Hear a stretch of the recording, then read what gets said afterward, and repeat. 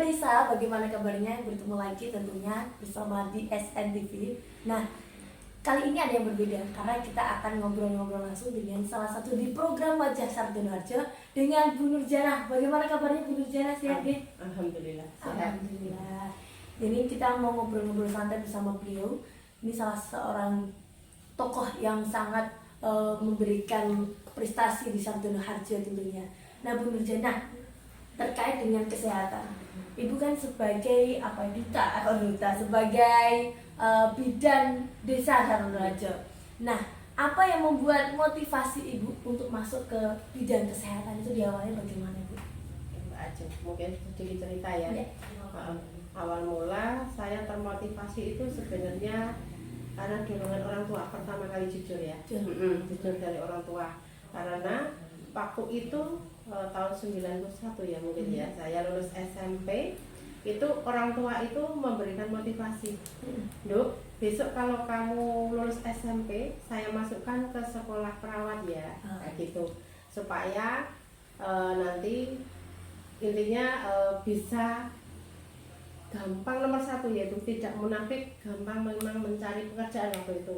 Terus yang kedua, nanti bisa menolong ibu dan bapak, terutama yang untuk selanjutnya bisa menolong sesama. Nah, termotivasinya di situ sebagai anak kecil ya, waktu lulus SMP. Tetapi waktu itu kan saya harus merantau karena kan kalau SPK namanya dulu, nama sekolah perawat kesehatan itu harus asrama. Jadi itu kan setara dengan SMA, tapi sekolah perawat kesehatan namanya itu. Nah, jadi saya lama-lama kok jadi cinta. Secara tidak langsung kok ternyata enak, asik ya, asik ya? Ternyata asik, bisa membantu sesama. Saya bisa caranya gotong loro itu ada caranya ternyata gitu. Itu diajari di situ, cara dari nol lah, cara menyapu aja diajari yang benar gimana kayak gitu. Jadi dari itulah akhirnya saya cinta. Terus jadi sekolah perawat kan 3 tahun, terus kok nanggung ya, kok saya karena sekolah perawat juga sudah diajari cara menolong persalinan, kok saya lanjut, kok kalau cuma sekolah perawat kok nanggung, saya pengen lanjut lagi, pengen jadi bidan. Nah gitu. Tetapi pada waktu itu kan saya nggak tahu ternyata program pemerintah itu dijadikan bidan desa. Jadi bidan yang lulusan tahun 95 otomatis nanti jadi bidan desa. Langsung jadi bidan desa. Jadi saya ditempatkan karena saya sekolah di Semarang, jadi saya penempatannya di daerah Temanggung atau di Jawa Tengah sesuai sekolah gitu. Ya, dari tahun 95 sampai 2002 bidan desa di sana. Akhirnya saya kok pengen kembali ke Jogja karena saya asalnya Jogja. Motivasinya itu orang tua juga orang Jogja, terus lama-lama kan pengen merawat orang tua juga. Terus yang kedua pengen mengabdi ke asalnya, ke masyarakat. Iya, gimana ya, gitu. Berarti memang memulainya sejak SMP tadi ya? Iya, lulus SMP sudah mulai umur 15 tahun itu ke kesehatan. Iya, setelah perawat. Kemudian kalau tadi Bu Nurjanah menyampaikan tentang bidan desa. Nah, sebetulnya apa sih yang membedakan bidan desa dengan bidan lainnya? Dan kegiatannya itu apa aja Bu bidan desa itu? Jadi gini, bidan desa itu memang dari awalnya kita dididik memang sebagai bidan desa. Jadi kita membawai satu wilayah atau satu desa. Di dalam satu desa itu kita bertanggung jawab dalam hal kesehatan. Dari dalam perut sampai mau masuk liang lahat itu bidangnya bidan desa. Itu yang dalam kesehatan. Yang kedua itu dalam program kesehatan lingkungan juga masuknya bidan desa. Jadi intinya apapun yang ada di wilayah itu menjadi tanggung jawab seorang bidan desa. Iya, jadi memang sebenarnya lumayan berat. Tetapi itu karena cintaan, jadi kita lalui dengan enak saja sih. Karena kita juga dibantu oleh kader-kader. Jadi kader-kader itu nanti membantu kerja kita, jadi bisa lebih ringan ya gitu. Kemudian bidan desa itu sebetulnya setiap desa ada berapa jumlahnya atau memang diplotkannya bagaimana Bu bidan desa? Jadi satu bidan itu membawai satu desa. Cuma ada satu saja. Hanya ada satu desa. Yang bertanggung jawab hanya satu bidan. Oke, Bu Nurjanah, tadi kalau disampaikan bahwa Ibu sudah di Temanggung ya, pengalaman di Temanggung dan juga di Desa Sardono Harjo. Pengalaman apa yang sudah Ibu dapatkan selama menjadi bidan desa itu? Dari tahun di sini tahun 2011 bulan Juli. Ya. Pengalaman yang dimaksud pengalaman apa Ya, ini? mungkin barangkali selama menjadi bidan desa saya mendapatkan apa gitu, dalam artian ilmu baru atau saudara dan lain sebagainya. Tentu saudara banyak ya. Ya. Jadi saya tambah saudara dari perangkat desa, dari kadernya juga di sini memang lebih banyak ya, karena desanya kan termasuk luas ya. Maksudnya setiap dusun aja ada banyak, jadi tambah saudara. Terus kemudian kalau dibandingkan waktu dulu ya, emang lebih maju sini sih Mbak. Terus saya pas di sini juga, desa kan di sini tiap hari buka, maksudnya kelurahan ya. Kalau di sana bukanya cuma seminggu sekali. Oh iya, beda jauh. Jadi bukanya tuh kalau hanya ada rapat PKK, terus atau kalau ada rapat kepala dukuh-dukuh itu. Nah makanya ya masih karena pedalaman ya, jauh banget. Kalau di sini kan setiap hari seperti kantor lah, setiap hari buka. Jadi kita mencari informasi juga gampang ya. Terus lebih terkondisikan ya, mencari datanya juga lebih banyak. Saya di sini merasa apa ya, lebih enak jadi bidan di sini juga, karena di sini jalannya sudah enak semua. Aksesnya, akses perjalanannya enak, terus tidak naik turun gunung, beda dengan di pegunungan saya sana. Terus saya mungkin untuk kesehatannya juga lebih mudah diakses oleh masyarakat. Jadi di sini juga untuk kesehatan saya rasa semuanya bisa tertangani dengan baik. Seandainya memang kita harus merujuk pasien juga fasilitasnya lengkap. Iya, berbeda dengan waktu saya tahun 95 di Temanggung ya. Iya. Kemudian prestasi Bu, terkait prestasi selama menjadi bidan desa ini apa sudah dicapai oleh Bu Nurjana? Sebenarnya prestasi saya merasa masih kurang banget ya, karena saya namanya prestasi itu memang susah terlalu keren. Susah. Cuman alhamdulillah dari tahun 2018 waktu ada lomba desa siaga. Ini pertama kali di wilayah Ngaglik, kecamatan Ngaglik ya. Alhamdulillah Sarjono Harjo, desa siaganya lomba itu mendapat juara harapan 1. Alhamdulillah satu-satunya pertama kali. 6 desa itu pertama kali yang meraih Sarjono Harjo. Tahun 2008 bulan sekitar 5 tahun yang lalu ya, sebelum pandemi. Dan kemudian Bu Nurjana terkait dengan desa Sarjono Harjo ini, barangkali masalah apa yang menjadi isu terkini atau yang menjadi problem utama di Sarjono Harjo ini? Ini saya di sini kan merasa ibu hamil itu sebenarnya di sini tercatatnya kan kita banyak banget, 200-an lah kalau di total. Iya, 200-an. Akan tetapi karena di sini masyarakatnya itu kan wilayahnya semi perkotaan ya, semi perkotaan, jadi kebanyakan mereka memang pada berusaha, tetapi kan susah untuk karena perkotaan tadi, jadi kadernya banyak yang belum mengetahui atau terjadi ada ibu hamil, jadi kurang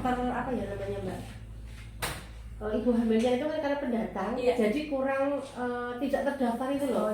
Tetapi kita mendapat data karena di wilayah Sleman itu kan memang ada namanya sistem informasi namanya entry atau online namanya Simkia Sembada. Jadi kita terbantu kalau di wilayah kita itu ada ibu hamil. Nah, biasanya yang mendapatkan data itu malah saya. Terus saya akan memberikan informasi ke kader lewat grup untuk membantu benar nggak ini ibu hamil yang ada di wilayah ibu kader tersebut, untuk bisa memantau kalau ini benar-benar ibu hamil di wilayah ibu ataupun ada kelahiran yang ada di wilayah dusun tersebut, biasanya saya informasikan.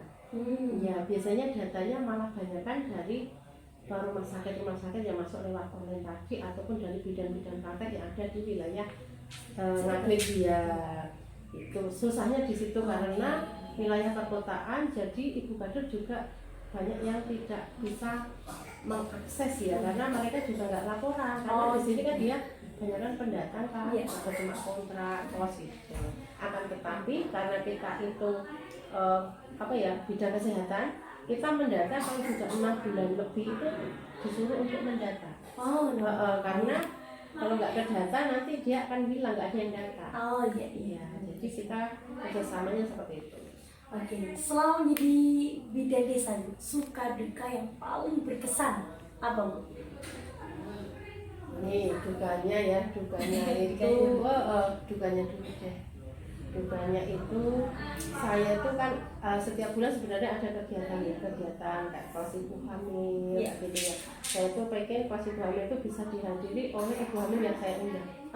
Akan tetapi dengan berbagai alasan ya, kebanyakan alasannya karena sibuk bekerja, ibu hamil bekerja itu merasa ibu mungkin sudah tahu lewat media sosial, jadi susah untuk datang. Alasannya karena ibunya bekerja ya. Di sini itu ada senang ada susahnya itu. Kemudian untuk senangnya di sini yaitu tadi karena transportasinya lebih mudah, fasilitasnya lengkap ya.